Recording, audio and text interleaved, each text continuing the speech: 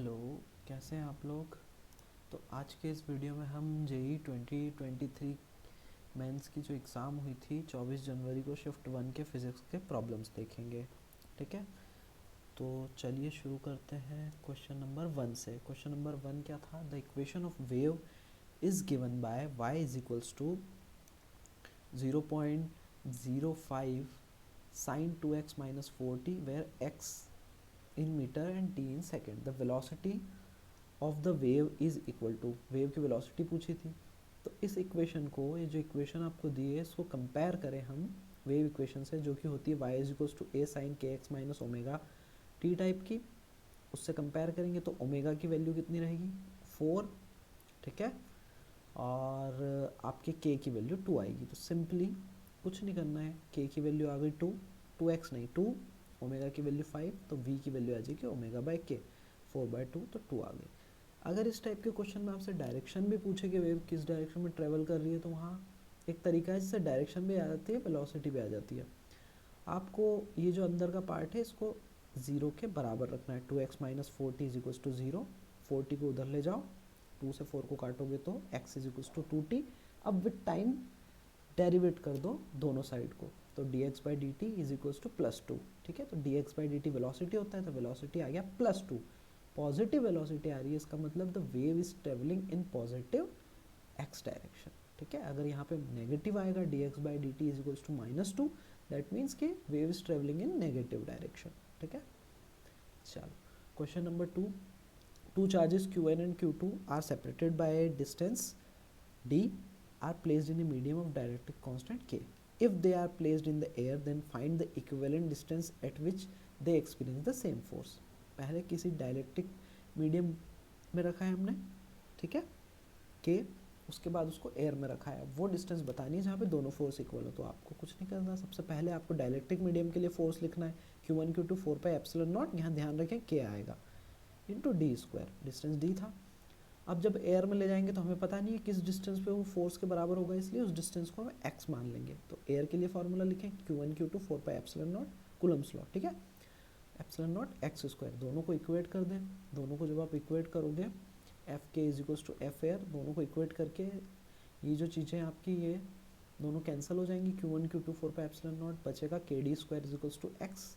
ठीक है, तो यहाँ से x की वैल्यू पूछी है √kd, तो √kd हमारी x की वैल्यू आ जाएगी, तो ए ऑप्शन सही हो जाएगा। ठीक है, चलिए क्वेश्चन नंबर 4।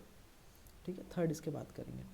तो यहाँ पे आपको सर्किट दिया हुआ है, in the given circuit find I4, I4 मतलब रेजिस्टेंस 4 में से जाने वाला करंट, और I5 मतलब रेजिस्टेंस 5 में से जाने वाला करंट कितना होगा वो हमें कैलकुलेट करना है। तो सबसे पहले हम कैलकुलेट कर लेते हैं आर इक्विवेलेंट।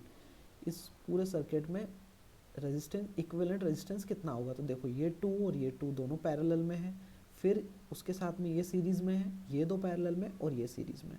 तो आप इसका आर इक्विवेलेंट निकालने जाओगे तो ये दो पैरेलल में आएंगे, तो 2 इंटू 2/2 + 2, तो इक्विवेलेंट रेजिस्टेंस 2, 2 + 3 प्लस इसका पैरेलल कॉम्बिनेशन आप कैलकुलेट करोगे तो 4 आएगा, तो 2 + 4 + 3 और ए की रेजिस्टेंस 3, तो इक्विवेलेंट रेजिस्टेंस आप कैलकुलेट करोगे तो आपका आएगा 11। ठीक है, 11 ओम। अब 11 ओम का इक्विवेलेंट रेजिस्टेंस है, बैटरी लगी हुई है 24 ओम की, तो इस पूरे सर्किट में करंट कितना होगा? V/R इक्विवेलेंट, तो V है 24, R इक्विवेलेंट है 11, तो 24/11 एम्पियर का करंट इस सर्किट में बहेगा। ठीक है, अब I4 निकालने के लिए आप ध्यान रखें, जब भी इस ब्रांच में करंट, यहाँ तक करंट कितना आ रहा है? 24/11, 24/11 एम्पियर अभी हमने कैलकुलेट किया। अब R4 में जब भी आपको बोलेगा कि करंट निकालो, तो सामने वाला resistance divide by total resistance, सामने वाला resistance divide by sum of both the resistance. तो I4 बोला है, तो I4 में सामने वाला resistance 5, total resistance 25 into current बस 24/11, तो 24/55 एम्पियर आ जाएगा। अब दूसरे I4 का कैलकुलेटर, तो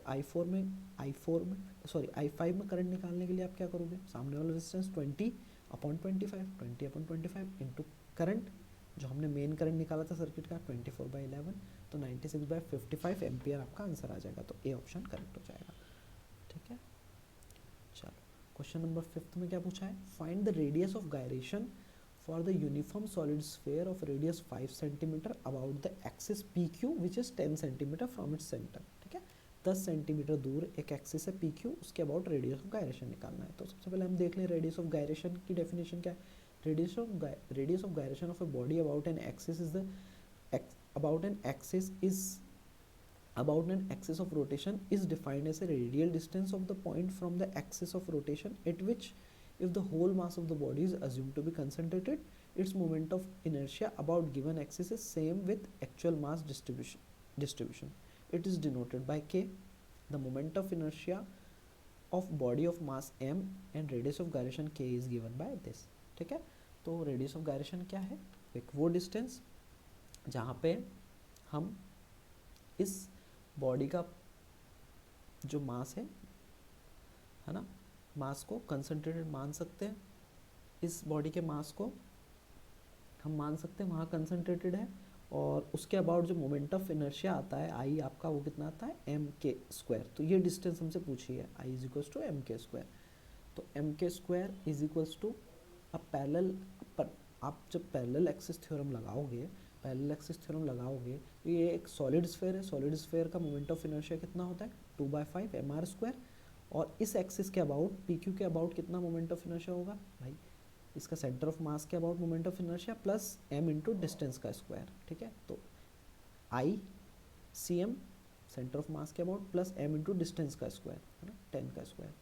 तो आई कितना हो जाएगा 2/5 mr², 2/5, और r कितना दिया था 5, तो 5 का square plus m into D square, m मैंने कॉमन ले लिया तो d का स्क्वायर, d कितना है 10, तो 100, तो 110 आ जाएगा। ये पूरा m के स्क्वायर के बराबर होता है यहाँ से, है ना, m के स्क्वायर के बराबर होता है, m से m कैंसिल हो जाएगा, तो k की वैल्यू, रेडियस ऑफ गायरेशन की वैल्यू कितनी आएगी √110।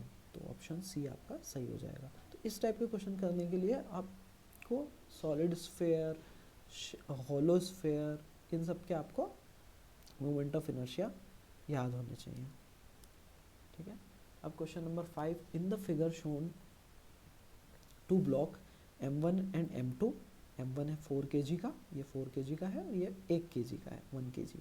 आप प्लेस्ड ओवर स्मूथ वेज पे, स्मूथ वेज है, कोई फ्रिक्शन वाला काम नहीं है, connected by an ideal string है हमारे पास over smooth pulley, as the system is release the tension, इसके अंदर टेंशन कितना होगा, जितना टेंशन इधर होगा उतना इधर होगा।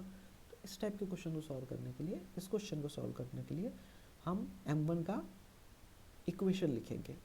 ठीक है, इस पे कितना फोर्स लग रहा है नेट वो लिखेंगे। तो भैया ये m1 है, इसका मास कितना है 4 kg, m1 यहाँ रेस्ट कर रहा है। ठीक है, तो इस पे नीचे की तरफ mg फोर्स लगेगा ना, इसकी वेट की वजह से, ग्रेविटेशनल पुल की वजह से एक फोर्स लगेगा mg। ठीक है, अभी mg नीचे लग रहा है, तो इसको हम रिजॉल्व कर लेंगे, रिजॉल्व करेंगे। एक इसका यहाँ पे एक कंपोनेंट ये होगा, एक कंपोनेंट ये होगा, ये कंपोनेंट साइन थीटा होगा, ये कॉस थीटा होगा। क्योंकि हमें हॉरिजॉन्टल से 60 डिग्री दिया है, तो this component will be sine theta and this component will be cos theta. ठीक है, now this mg cos theta, sorry m1g cos theta will be balanced bye it's normal reaction. ये जो m1g cos theta है, ये जो normal ये veg इसके ऊपर लगाएगा उससे बैलेंस हो गया, तो ये तो कोई इसको एक्सीलरेशन देगा नहीं, एक्सीलरेशन कौन देगा, ये जो दो फोर्सेस हैं ये अनबैलेंस्ड होंगे, तभी इसके अंदर वेज के अलॉन्ग इसमें एक्सीलरेशन आएगा। तो इसके लिए हम इक्वेशन लिखते हैं। ठीक है, और ये वेज के अलॉन्ग वाला इक्वेशन हमें लेना इसलिए भी ज़रूरी है क्योंकि टेंशन इसी के अलॉन्ग है, और टेंशन ही हमसे पूछा है। तो यहाँ पे देखो इधर कितना फोर्स पे लगेगा mg साइन थीटा, थीटा कितना है 60, तो mg sine theta minus tension, क्योंकि टेंशन अपोजिट डायरेक्शन में, बराबर किसके m1a, इसके फोर्स के बराबर ma, और m कितना है m1 इंटू a। ठीक है, m1 की वैल्यू रख दी 4 है, साइन थीटा की वैल्यू रख दी हमने। ठीक है, m1 की वैल्यू तो 4g, और उसको आप सिंप्लीफाई करोगे तो यहाँ आ जाओगे, यहाँ पे 4 को आप और नीचे भेज दो तो ये इक्वेशन 1 आ जाएगी। ठीक, अब ऐसी कैसी इक्वेशन आप 2 के लिए लिख लो, 2 के लिए आप लिखो तो यहाँ पे आपका आएगा t ऊपर t माइनस mg साइन 30 है ना, m2g साइन 30, m2 1 दिया है और साइन 30 की वैल्यू 1/2, तो 1/2, तो एक्सेलरेशन की वैल्यू ये भी आ जाएगी आपके पास। देखो नेट इसका जो मोशन होगा ना वो इस तरफ होगा, क्योंकि m1 ज़्यादा है ना, m1 ज़्यादा है, तो इसलिए मैंने पहले t लिखा है, तो ये आपका इक्वेशन 2 आ जाएगा। अब इक्वेशन 2 और इक्वेशन 1 दोनों सेम है, दोनों a के बराबर है, दोनों को इक्वेट कर दो। इक्वेट करने के बाद मैं जी की वैल्यू एंड में रखूँगा, तो ये दोनों को इक्वेट करने के बाद आप जब सिंप्लीफाई करोगे, सिंप्लीफाई करने के बाद जो आपकी टी की वैल्यू आएगी वो ये 4√3+1, ठीक है, 4√3+1, जो कि ए ऑप्शन से मैच कर रही है, तो ये आपका सही हो जाएगा। क्वेश्चन नंबर 6 पे आ जाओ। क्वेश्चन नंबर 6 में क्या बोला है, a circular loop of radius 10/√π है ना, 10 पाई नहीं है, 10/√π centimeter is placed in a linearly varying perpendicular magnetic field which has a magnitude 0.5 Tesla at 0 second, and the magnetic field reduces to 0. and reduces to 0 at 0.5। तो magnetic field दिए, सबसे पहले तो एक लूप है, उसके परपेंडिकुलर मैग्नेटिक फील्ड है, ठीक है। परपेंडिकुलर मैग्नेटिक फील्ड में जब आपका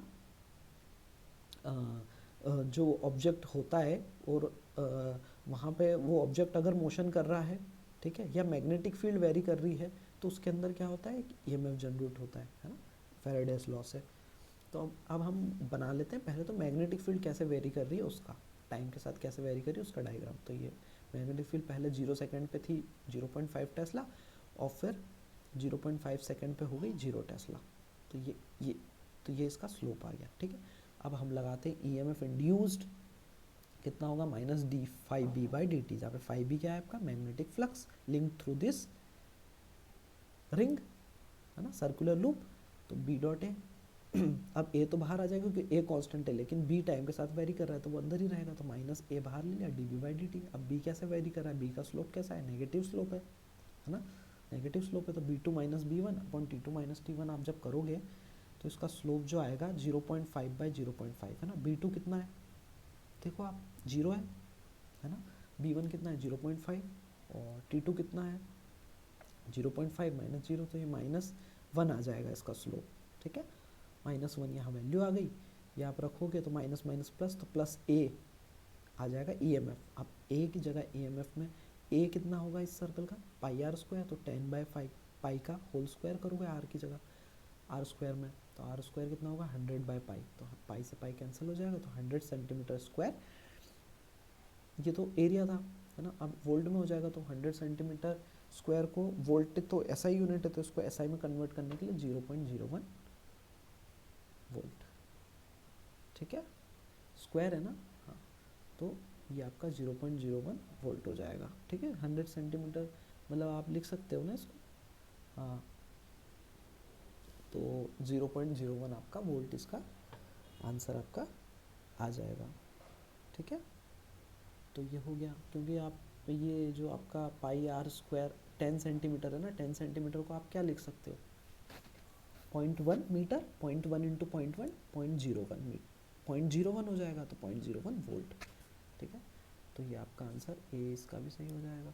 अब आओ आप यहाँ पे calculate the ratio between bandwidth और क्वालिटी फैक्टर। तो क्वालिटी फैक्टर का फॉर्मूला होता है 1/r√LC, और बैंडविड्थ का होता है r/l, और ये वैल्यूज़ आपको दी हैं। वैल्यूज़ पुट करते समय आप ध्यान रखना, ये माइक्रो फैरेड में दिया है, तो माइक्रो में 10⁻⁻6 होगा, जो कैलकुलेशन करोगे तो 1/8 भी आंसर आपका आ जाएगा, ठीक है।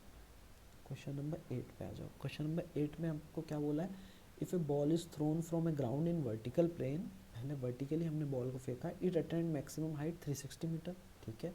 Find the maximum distance the ball can cover on a ground keeping the projection speed constant. जिस वेलोसिटी से इनिशियली फेंका था वही वेलोसिटी बाद में भी उसी वेलोसिटी से फेंका गया, तो v दोनों केसेस में सेम है। अब वर्टिकली जब फेंका है तो थीटा 90 लेंगे ऑब्वियसली, और जब हॉरिजॉन्टली फेंका है और तो मैक्सिमम रेंज के लिए थीटा 45 लेंगे, ये आपको पता है, ठीक है, प्रोजेक्टाइल मोशन से। तो भैया इनिशियली आप h जो मैक्सिमम हाइट के लिए v²/2g होता है, वो आप प्रोजेक्टाइल से भी ले सकते हो, साइन थीटा 90, तो v²/2g, ये दिया हुआ है 360, है ना, तो maximum height v²/2g।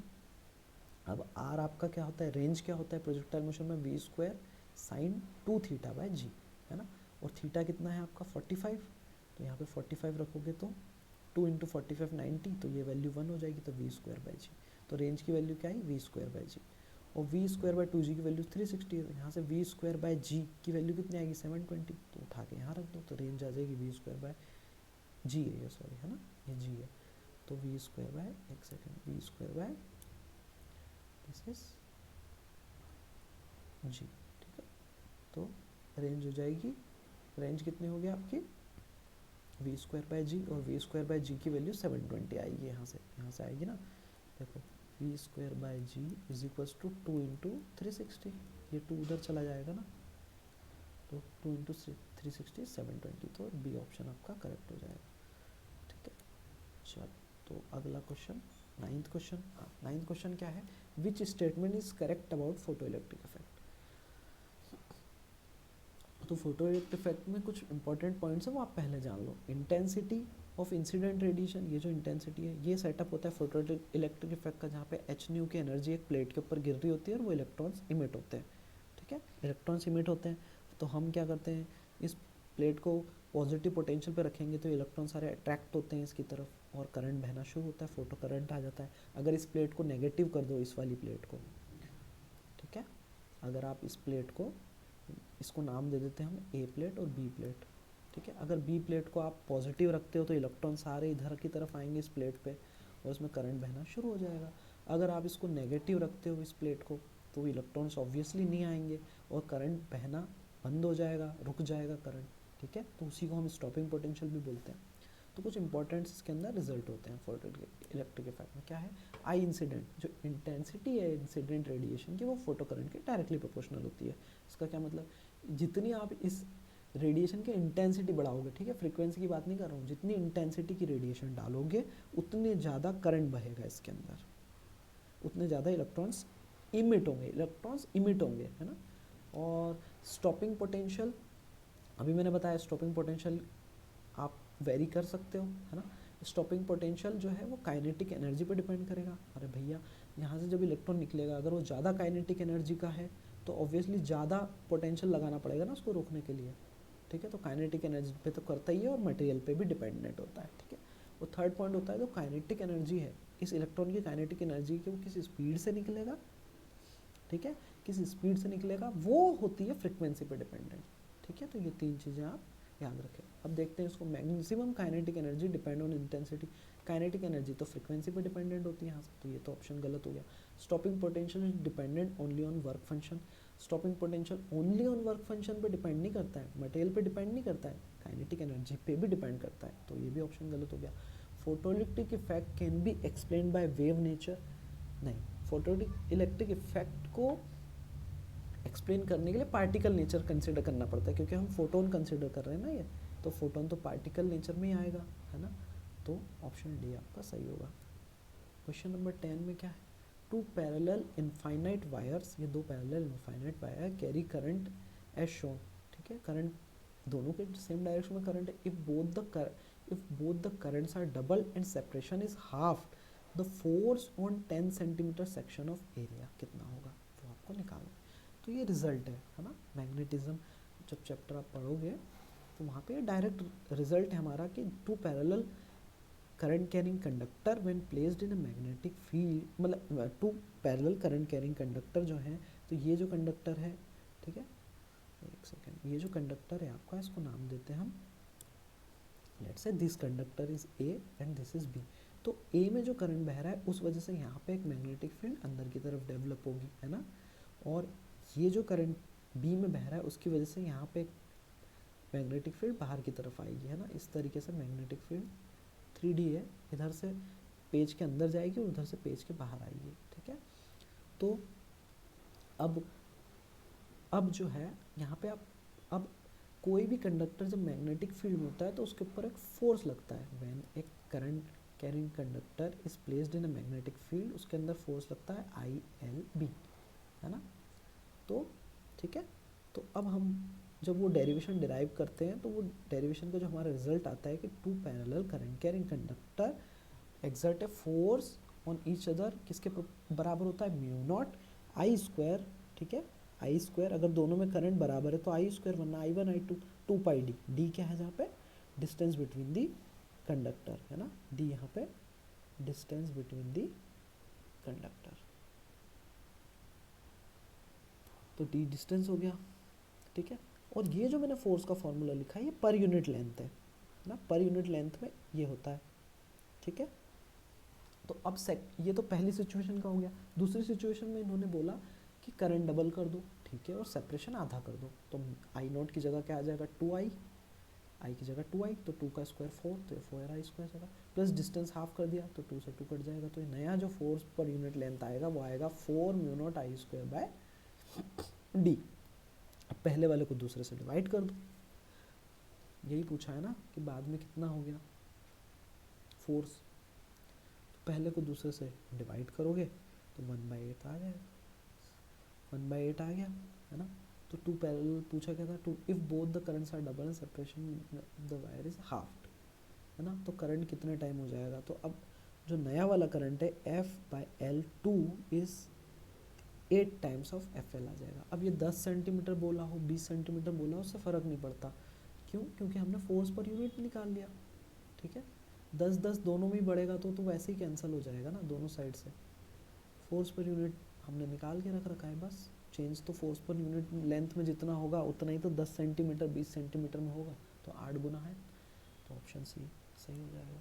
Question number 12 में क्या बोला है, a coil of radius r centred at O carrying a current I, ठीक है ना। अब करंट I ये कैरी कर रही है, point P is on the axis of coil at a distance r, ठीक है, तो ये डिस्टेंस भी आपको r दे दिया है, this distance is also r, at the same time this distance is also r, ठीक है, तो ये डिस्टेंस भी आप निकाल ही लेना, ठीक है, r² प्लस r², तो ये हो जाएगा √2r पाइथागोरस से, ठीक है। तो हाँ, अब ये भी r दे दिया हमको, है ना। अब पूछा क्या है, on the axis r from the centre, ratio of magnetic field at the point O, इस पॉइंट पे मैग्नेटिक फील्ड और पॉइंट P पे मैग्नेटिक फील्ड का रेशियो क्या है। तो सेंटर पे तो आप फॉर्मूला जानते ही हो, μ0I/2r ये होता है रिंग के, और इस जगह पे जो किसी एक्सिस के अलॉन्ग उसके मैग्नेटिक फील्ड कितनी होती है सर्कुलर रिंग की, उसका फॉर्मूला होता है μ0I/r² plus 2/r² plus x², ठीक है। तो μ0I/r² और x क्या है, डिस्टेंस है जहाँ पे फील्ड पूछी है, तो वो भी आ रही है, तो r² प्लस r², ठीक है। तो ये हो जाएगा 2r² की पावर 3/2, 2 से 2 कट जाएगा तो बचेगा 2 इंटू 2, एक तो 2 फॉर्मूले में था और एक 2 यहाँ से आया, तो 2 की पावर 3/2 इंटू r³, क्योंकि 2 से 2 एक कट जाएगा, फिर इसको जब आप सिंप्लीफाई करोगे तो आपका जो आंसर आएगा वो आएगा 2√2, तो बी ऑप्शन इसमें आपका करेक्ट हो जाएगा। क्वेश्चन नंबर 13 पे आ जाओ। 13 में क्या पूछा है, फोटो डायोड से रिलेटेड क्वेश्चन है। Photo diodes are operated in reverse bias, बिल्कुल फोटो डायोड रिवर्स बायस में ही ऑपरेट होते हैं। दूसरा क्वेश्चन है, current in forward bias is more then current in reverse bias in PN junction, तो ये पीएन जंक्शन का देखो डायग्राम है, इसमें जो फॉरवर्ड बायस है ना, ऊपर में करंट मिली एम्पियर में होता है याद रखना, और नीचे में करंट माइक्रो एम्पियर में होता है रिवर्स बायस में, तो मिली एम्पियर वाला का ज़्यादा है, तो फॉरवर्ड बायस में करंट ज़्यादा होता है, तो both the options are true. अब 14 क्वेश्चन में क्या बोला है, weight of an object at earth surface is 18 newton, earth की सरफेस पे जो है 18 न्यूटन है उस पर force, if the object is taken 30 to 100 kilometres above the surface then the weight, तब वेट कितना हो जाएगा उसका, ठीक है। तो ये हमें कैलकुलेट करना है, तो ऑब्वियसली ऊपर जाएगा तो कम हो जाएगा, कम तो होगा लेकिन कितना होगा, तो इनिशियली कंडीशन लिख लो, इनिशियली दिया है 18 न्यूटन और फोर्स कितना होगा G mm/r², जहाँ पे r रेडियस है अर्थ का, और नया वाला फोर्स क्या होगा G mm/r प्लस कितना बोला है 30 to 100, तो 30 to 100 क्या r/2, तो r प्लस r/2 का होल स्क्वायर, इसको सिंप्लीफाई करोगे तो ये इतना हो जाएगा 4/9, तो f न्यू कितना हो गया, f न्यू भाई G mm/r² की वैल्यू क्या है आपकी 18 न्यूटन है ना, तो 4/9 इंटू 18, तो 8 न्यूटन आपका आंसर आ जाएगा। क्वेश्चन नंबर 15, दो स्प्रिंग दी है, ए ब्लॉक ऑफ मास, इस ब्लॉक का मास है 2 kg है ना, is attracted with 2 identical spring of spring constant, दोनों का स्प्रिंग कांस्टेंट 20 न्यूटन पर मीटर दिया है shown in the figure, if the time period of oscillation of the block is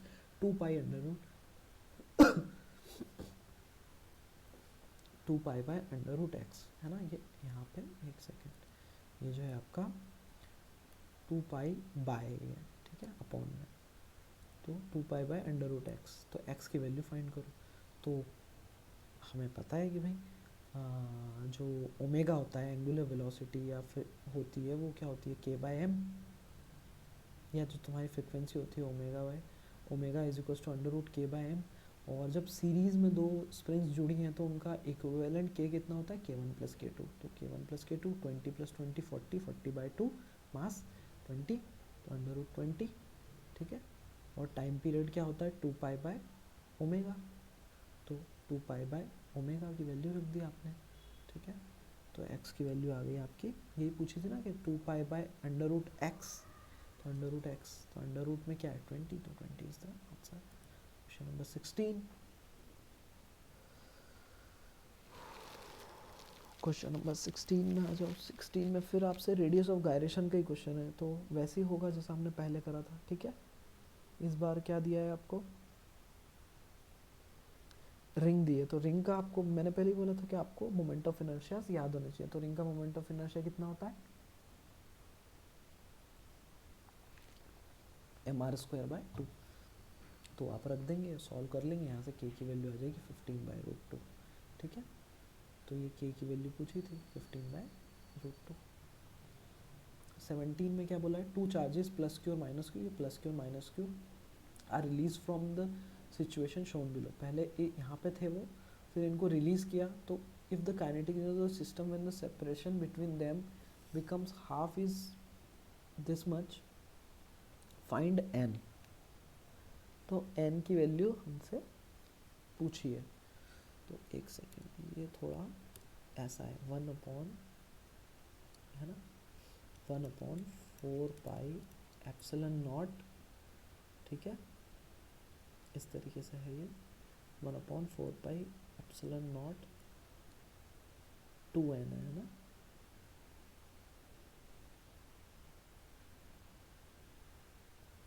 हाँ, तो इसको जैसे सॉल्व करेंगे ना, इनिशियली जो पोटेंशियल एनर्जी होगी इसकी, पोटेंशियल एनर्जी आप पहले सिचुएशन में लिख लो। पहले सिचुएशन में इनिशियली पोटेंशियल एनर्जी कितनी है, अगर x डिस्टेंस पे है, तो अगर इनिशियल डिस्टेंस x है तो पोटेंशियल एनर्जी ये होगी। अब फाइनल क्या बोला है, released if the kinetic energy system in the separation become half, तो x हो x, अब हाफ हो गया सेपरेशन, दोनों पास पास आ गए, तो हाफ होगा तो x/2, तो x/2 की वैल्यू, तो पोटेंशियल फाइनल पोटेंशियल एनर्जी। अब चेंज इन पोटेंशियल एनर्जी तो काइनेटिक एनर्जी के बराबर होगा, तो potential final minus potential energy initial जब करोगे तो kq²/x, तो ये x, तो यही पूछा था कि x के साथ में यहाँ क्या मल्टीपल होगा, तो ये जो मल्टीपल है ये 1 होगा, तो सिंपल है, आपका आंसर 1 हो जाएगा। अगले क्वेश्चन में आ जाओ। A constant force acting on an body of mass 1 kg provides kinetic energy 1800 joules by end of 5th second. If the body was initially at rest at the beginning of action of the force, then magnitude of force, तो force पूछा है, ठीक है। तो t is equals to 5 second पे kinetic energy दी है, तो फॉर्मूला क्या होता है kinetic, half m v square बराबर कितना है 1800, तो यहाँ से v5 5th सेकेंड पे जो वेलोसिटी है वो आ जाएगी 60 मीटर पर सेकेंड स्क्वायर, ठीक है। सिंपल हमने काइनेटिक एनर्जी से इक्वेट कर दी इस एनर्जी को। अब v is equals to u plus a t होता है, ठीक है, तो u प्लस ए टी आप लगा दो, t कितना है 5 सेकेंड, तो a आ जाएगा, a आ गया आपके पास 12 न्यूटन। फोर्स का फॉर्मूला क्या होता है, मास इंटू एक्सेलरेशन, एक्सेलरेशन 12 आ गया, मास 1 kg, तो फोर्स कितना होगा 12 न्यूटन, तो 12 यहाँ पे आपका आंसर आ जाएगा। अब क्वेश्चन नंबर 19। क्वेश्चन नंबर 19 में दिया है a light rod of cross sectional area a and Young's modulus Y is arranged as, shown the applied force दिया है 250 newton, length of the rod 1 metre, the extension come to be x into 10⁻⁻6। Extension जो होगा ना length में, तो वो delta x या delta l जो है वो दिया हुआ है x इंटू 10⁻⁻6, ठीक है। अब इस x की वैल्यू पूछी है, तो यंग्स मॉड्यूलस क्या होता है, tensile stress upon tensile strain, तो टेंसाइल स्ट्रेस कितना होगा फोर्स पर क्रॉस सेक्शनल एरिया, जो इस पर फोर्स लग रहा है वो, और cross sectional area into change elongation कितना होगा उसमें डेल्टा l/l। इन सब की वैल्यू आप जब रखोगे, यंग्स मॉड्यूलस आपको दे रखा है, कैलकुलेशन बेस्ड क्वेश्चन है, बस x की वैल्यू आ जाएगी आपकी 40, करके देखना आप सारे क्वेश्चन अपने हाथों से करके देखें, प्रीवियस ईयर क्वेश्चन बहुत इंपॉर्टेंट होते हैं। खुद से प्रैक्टिस करें तो आपको समझ में आएगा। अब ये हमारा आज का लास्ट क्वेश्चन है ना, तो इसमें देखते हैं इसमें क्या बोला है। If wait of the lift is, दो स्टेटमेंट लिए हैं, पूछा है कौन सा करेक्ट है कौन सा false. If the weight of the lift is equal to tension of the force of the cable wire then it moves with uniform velocity, तो बिल्कुल सही होगा, है ना, करेक्ट होगा ना ये। भैया ये लिफ्ट है, लिफ्ट में कोई इंसान खड़ा है, ठीक है, और ये लिफ्ट जो है इसमें जो टेंशन टी लग रहा है, if the weight of the lift is equal to tension, जितना वेट है उतना ही टेंशन है, तो वेलोसिटी यूनिफॉर्म वेलोसिटी से जाएगी ना यहाँ पे लिफ्ट आपकी। और दूसरा क्या है, if the lift moves downward with an acceleration then the contact force between the boy's feet and lift floor is more than the weight of the boy, है ना। अगर लिफ्ट डाउनवर्ड में मूव कर रही है, लिफ्ट नीचे जा रही है, then the contact force between the boys feet and lift floor is more than the weight of the boy. ऐसा तो होगा ही नहीं, क्योंकि बॉय का वेट तो लग रहा होगा ऊपर और लिफ्ट भी नीचे की तरफ ही जा रही है, तो यहाँ पे इसके फीट में और कॉन्टैक्ट फोर्स के बीच में कम होगा।